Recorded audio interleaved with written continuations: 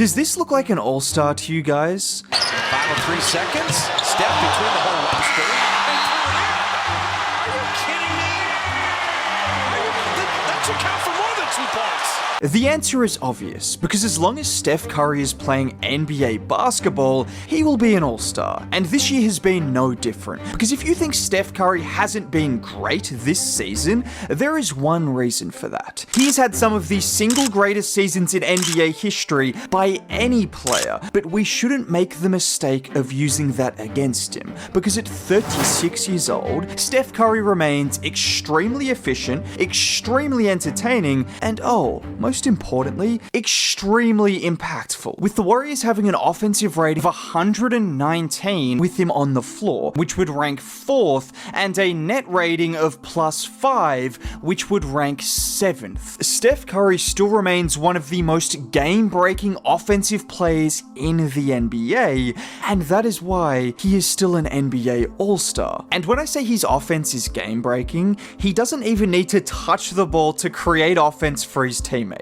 Just watch here as Trace gets the ball in the post. It looks like Dre is setting a screen to free up Steph, but with both Suns defenders worried about Steph, it allows Dre to cut backdoor for an open layup. That doesn't count as a stat, but that is an open layup created just because of the defense's fear of Steph Curry. And that happens every single game, multiple times a game. Just like here where both Brooks and Jabari Smith Jr. are so worried about Steph that they let Kuminga cut backdoor for the and-1. This is the Steph Curry effect, which goes beyond the stat sheet. This is the Steph Curry effect that has made him a 4-time champion, that has made him a unanimous MVP, and at 36 years old, still makes him one of the most unguardable players in the NBA. And don't just take it from me, look at this poll from the NBA GM survey this year, with 30% of GMs saying Steph Curry was the guy who was the most difficult to game plan for, only behind Luka Doncic, which was about the first time in 10 years Steph hadn't been #1 on that poll. This is the same guy who was double teamed in the Olympics final, an Olympics final that included LeBron James, Kevin Durant, and Devin Booker on the same floor, yet Steph Curry was so dangerous that France decided to double team him, and it still didn't work.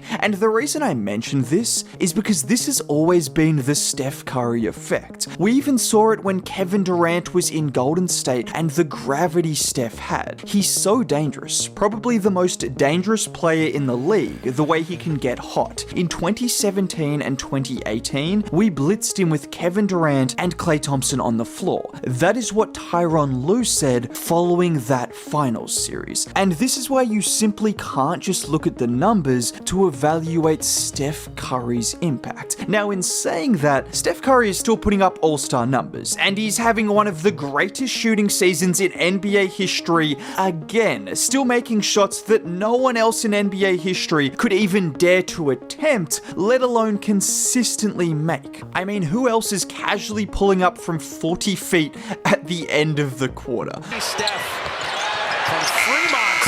Yes, sir!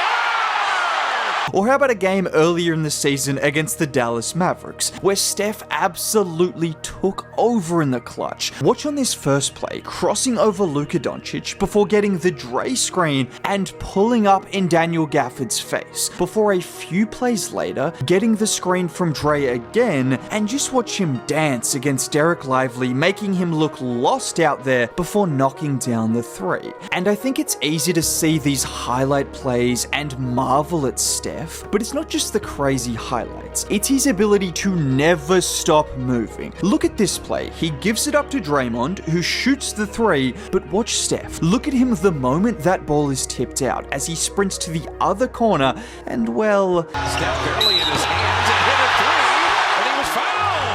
And that's the difference between Steph and every player in NBA history. Not only can he make that three-point shot falling onto the bench with a hand on his arm, but it's the awareness to run to the space the moment that ball is live. Look at a play like this, where GP2 sets the screen for him, he can't find GP2 on the roll, so he kicks it to Wiggins, but watch him relocate and then casually pump fake the first defender before knocking down the 3. This is what makes Steph who he really is. He never stops moving. I mean, this is what one of the best defenders in the NBA said about that. Chasing him over screens and having him give it up and still chasing, and it's just 48 minutes of where is Steph? Like, you gotta know where he is at all times. And it's not just Steph's ability to constantly move, but it's how quick he can get his shot off on the move, how quickly he can set his feet and fire. Pretty much every small detail that could make a shooter great. Steph isn't just great at those details, but he is probably the best ever at every single little detail, which is how you become the greatest shooter ever. And I just mentioned it before, but yes, Steph Curry is having one of the greatest shooting seasons ever, because he is currently shooting over 40% from 3 on over 10 attempts per game, making more than 4 3-pointers a night. And if you want to know how many players in NBA history have shot at least 40% from 3 and made 4 3-pointers a game, the answer is 3.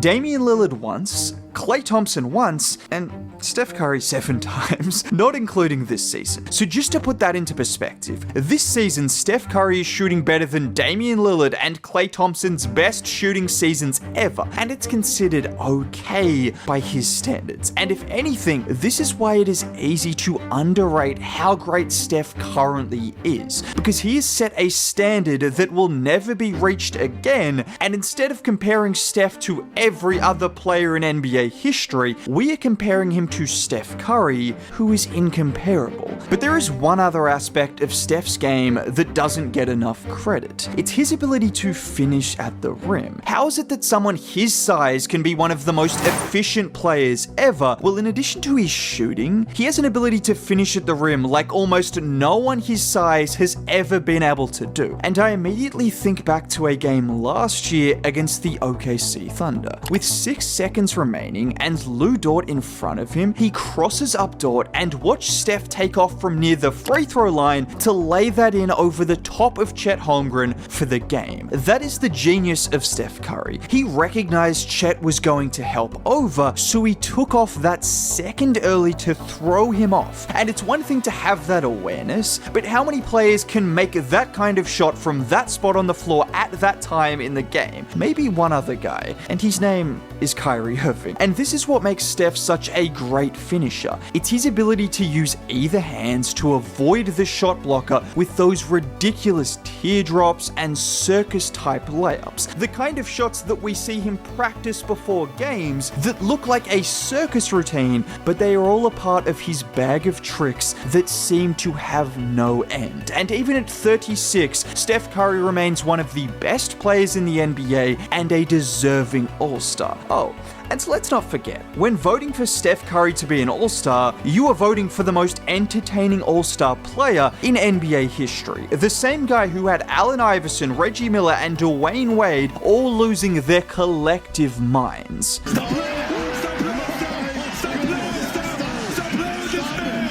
Curl, no, oh no, oh, here we go, here we go, he did it.